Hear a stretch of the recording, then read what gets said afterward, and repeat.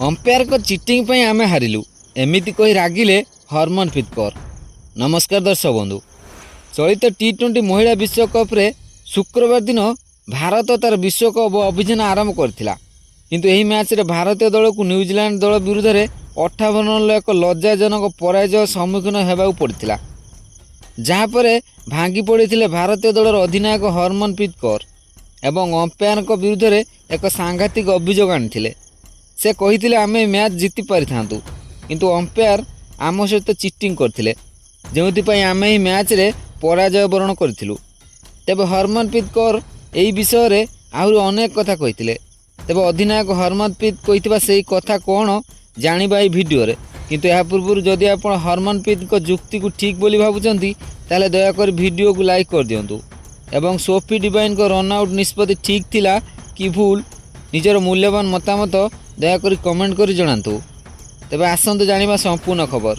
दर्शक बंधु, शुक्रवार न्यूजीलैंड और भारत मध्य होइतिबा मुकाबिला रे भारत हारिला सत, किंतु एही मैच रे एक बड़ अघटन मध्य घटी जाइथिला।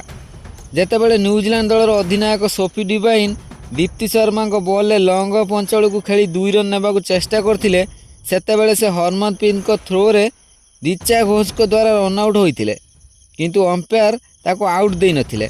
अंपायर से बॉल को डेड बॉल कर देइथिले, जहाँ को नहीं भारतीय दलर अधिनायक हरमनप्रीत कौर एवं अंपायर को मध्य रे बहुत वितर्क मध्य होइथिला। शेष रे अंपायर यहाकू नॉट आउट देइथिले।